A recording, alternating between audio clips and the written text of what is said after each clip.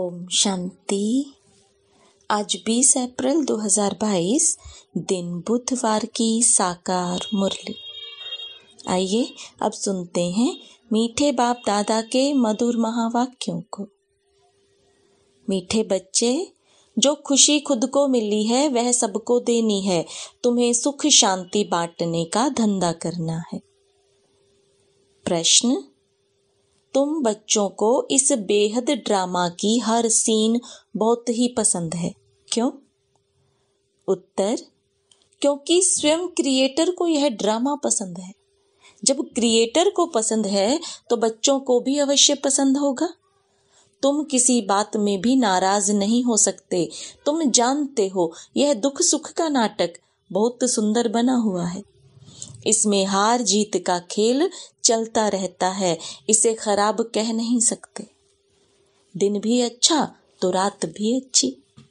इस ड्रामा में जो भी पार्ट मिला हुआ है उसे खुशी से बजाने वाले बहुत मजे में रहते हैं। इस बेहद नाटक की नॉलेज का सिमरन करने वाले सदा हर्षित रहते हैं। बुद्धि भरपूर रहती है। गीत: हमारे तीर्थ न्यारे हैं। ओम शांति। वास्तव में स्कूल में कोई गीत नहीं गाए जाते हैं, यह पाठशाला है। फिर भी यहाँ गीत क्यों गाए जाते हैं? सतयुग में तो यह गीत नहीं गाए जाते हैं।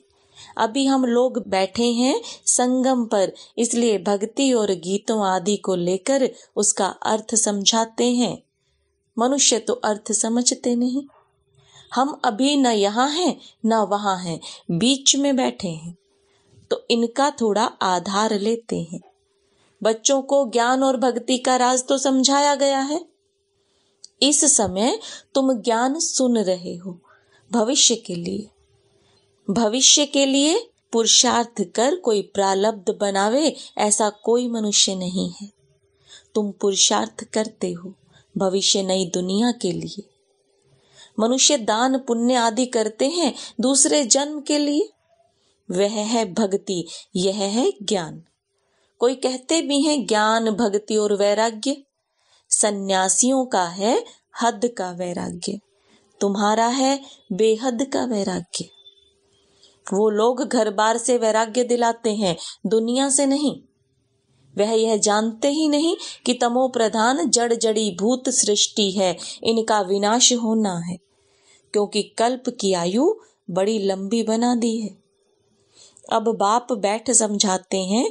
बुद्धि भी कहती है यह बात तो बिल्कुल ही ठीक है।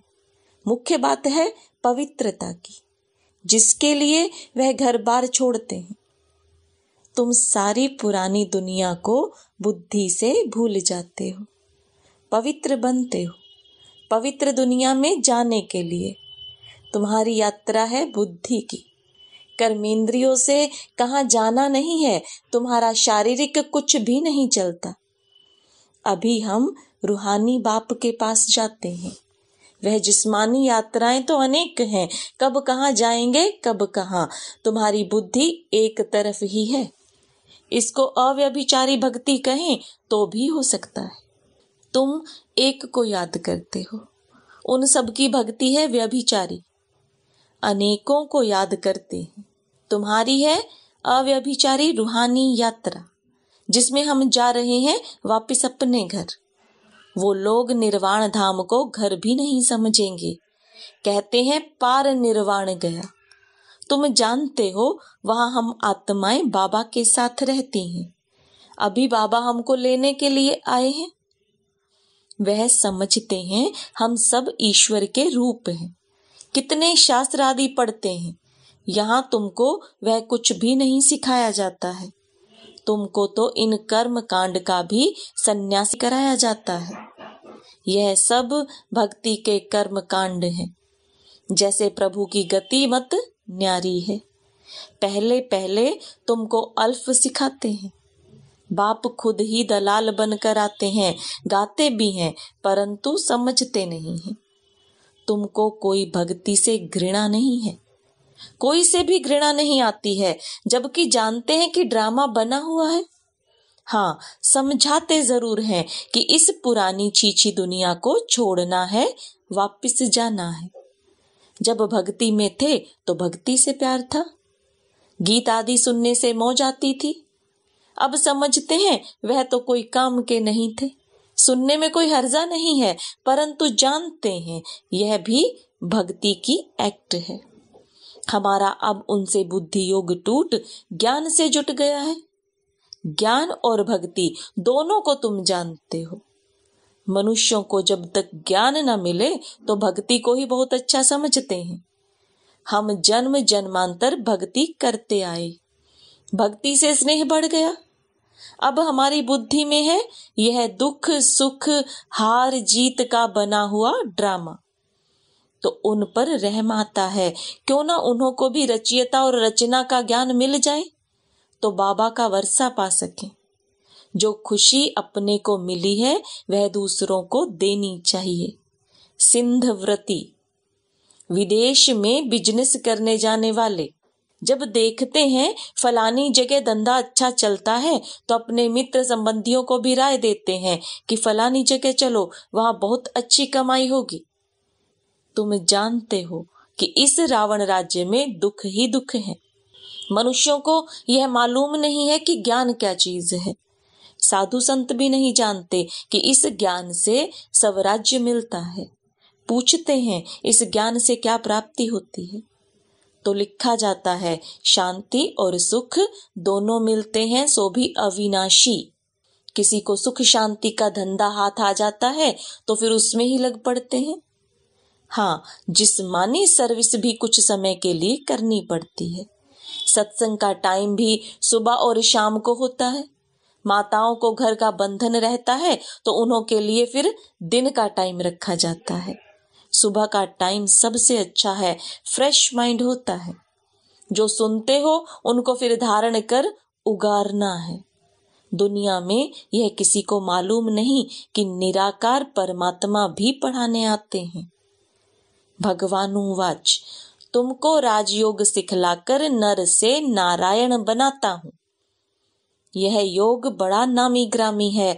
मनुष्य विनाशी धन का दान पुण्य करते हैं तो राजाई घर में अच्छा जन्म लेते हैं।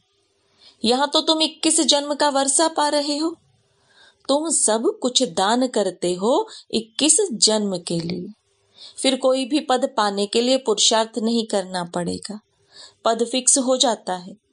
अभी तुम अपना वर्षा बाप से ले रहे हो, इसलिए बाबा कहते हैं अच्छी तरह पढ़ो तो जन्म जन्मांतर राजा बनो। पहला जन्म मिलेगा ही ऊंच, प्रजा को भी ऊंच मिलता है।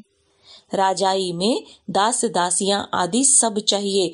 जितना पढ़ेंगे महादानी बनेंगे उतना ऊंच पद पाएंगे। बाबा भी महादानी है, सबको साहूकार बना देते हैं, सुख और शांति का वर्षा देते हैं। पहले पहले सुख में ही आते हैं। सभी सुखी रहते थे क्योंकि पहला समय सतो प्रधान, फिर रजो, फिर तमो में आते हैं। उनका पाठ अपना और हमारा पाठ अपना।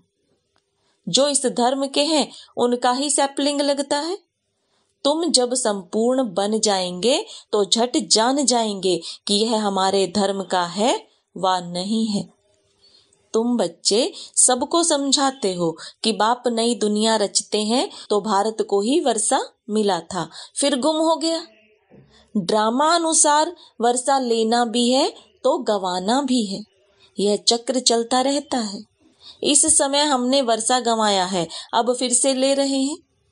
लक्ष्मी नारायण के राज्य का किसी को भी पता नहीं है, इसलिए पूछा जाता है कि लक्ष्मी नारायण को यह राज्य कब और कैसे मिला। जैसे उन्होंने कृष्ण को आगे रख लक्ष्मी नारायण को गुम कर दिया है, और हम फिर लक्ष्मी नारायण को आगे रख कृष्ण को गुम कर देते हैं। लक्ष्मी नारायण तो है ही सतयुग के, नारायण वाच तो हो न सके। बाप कहते हैं मैं आता ही हूँ संगम पर। लक्ष्मी नारायण ने जरूर आगे जन्म में संगम पर ही राज्य लिया है। लक्ष्मी नारायण ही 84 जन्म भोग अब अंतिम जन्म में है। लक्ष्मी नारायण को भी राज्य देने वाला जरूर कोई होगा ना। तो भगवान ने ही दिया। इस समय तुम बिल्कुल ही बेघर हो, फिर प्रिंस बन जाते हो। प्रिंस का तो जरूर राजा महाराजा के पास जन्म होगा। अभी तक भी कोई अच्छे अच्छे राजाएं हैं जिनका प्रजा पर बहुत प्यार रहता है।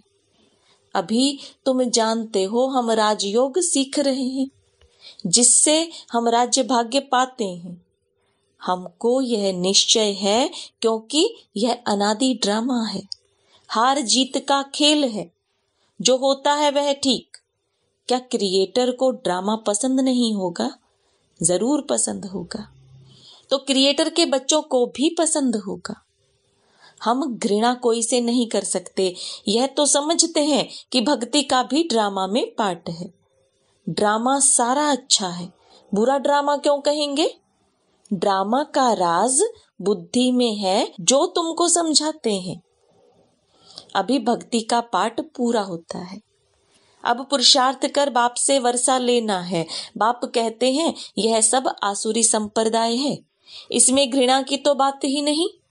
ईश्वरीय संप्रदाय और आसुरी संप्रदाय का तो खेल है। वह कोई अपने को दुखी समझते थोड़े ही हैं।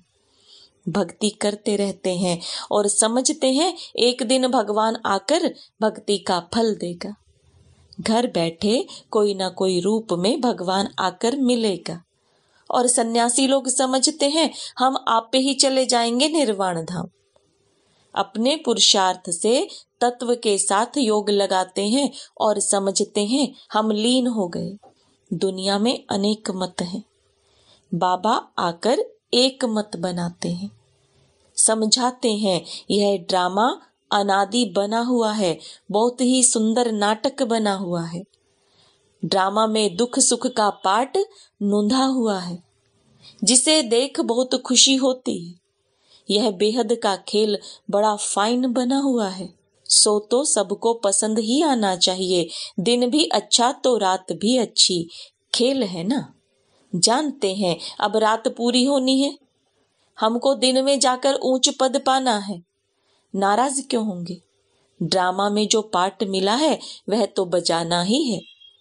बहुत अच्छा ड्रामा है, इसको खराब कह नहीं सकते। यह खेल कब बंद होता ही नहीं है। बहुत फर्स्ट क्लास खेल है। इनको जानने से बुद्धि भरपूर हो गई है। जैसे बाप नॉलेजफुल है, वैसे बच्चे भी नॉलेजफुल हैं। कितना समय सुख, कितना समय दुख पाना है, यह भी तुम सब कुछ जान गए हो। तब तो कहते हैं वाह प्रभु तेरी लीला। प्रभु की रचना जरूर अच्छी ही होगी, उसको खराब कौन कहेगा? ड्रामा में जो पार्ट मिला हुआ है वो तो बजाना ही है। यह खेल कभी बंद होना ही नहीं है। इनको जानने से मजा ही मजा आता है। भक्ति में सतयुगी राजाई का पता भी नहीं है। सतयुगी राजाई में फिर भक्ति का पता ही नहीं रहता है। भक्ति में भी कितने सुंदर गीत गाते हैं। हे प्रभु तेरी लीला विचित्र है, यह तुम बच्चे ही समझ सकते हो, और कोई इस लीला को जानते ही नहीं। बाबा से हमको कितना वर्षा मिलता है। सारा दिन बुद्धि में ख्याल चलना चाहिए कैसा वंडरफुल खेल है। वंडरफुल इसकी समझानी है। बाप की लीला कितनी अच्छी है।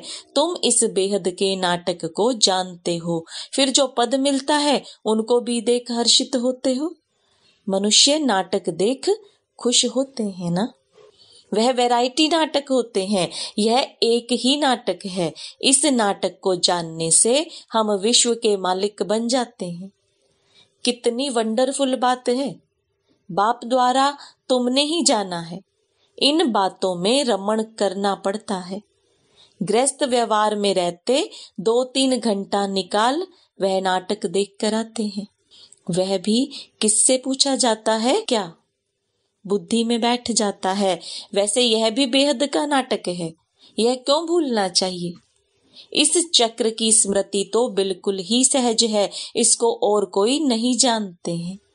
तुम बुद्धि से जानते हो और फिर दिव्य दृष्टि से देखते भी हो। आगे चल और भी बहुत ही सीन सीनरियां देखेंगे। अच्छा, मीठे मीठे सिकिलदे बच्चों प्रति माता पिता बाप दादा का याद प्यार और गुड मॉर्निंग। रूहानी बाप की रूहानी बच्चों को नमस्ते। रूहानी बच्चों की रूहानी बाप दादा को याद प्यार गुड मॉर्निंग और नमस्ते। धारणा के लिए मुख्य सार, बाप समान महादानी बनना है, सबको सुख शांति का वर्षा देना है, ज्ञान को धारण कर फिर उगारना है, बेहद नाटक को देख सदा हर्षित रहना है। प्रभु की लीला और यह ड्रामा कितना विचित्र है, इसका सिमरण कर मजे में रहना है। वरदान, पुरुषार्थ के साथ योग के प्रयोग की विधि द्वारा वृत्तियों को परिवर्तन करने वाले सदा विजयी भव। पुरुषार्थ धरनी बनाता है, वह भी जरूरी है, लेकिन पुरुषार्थ के साथ साथ योग के प्रयोग से सबकी वृत्तियों को परिवर्तन करो तो सफलता समीप दिखाई देगी। दृढ़ निश्चय और योग के प्रयोग द्वारा किसी की भी बुद्धि को परिवर्तन कर सकते हो। सेवाओं में जब भी कोई हलचल हुई है तो उसमें विजय योग के प्रयोग से ही मिली है। इसलिए पुरुषार्थ से धरनी बनाओ, लेकिन बीज को प्रत्यक्ष करने के लिए योग का प्रयोग करो, तब विजयी भव का वरदान प्राप्त होगा। स्लोगन, सेवा द्वारा पुण्य की पूंजी जमा करने वाले ही पुण्यात्मा हैं। ओम शांति।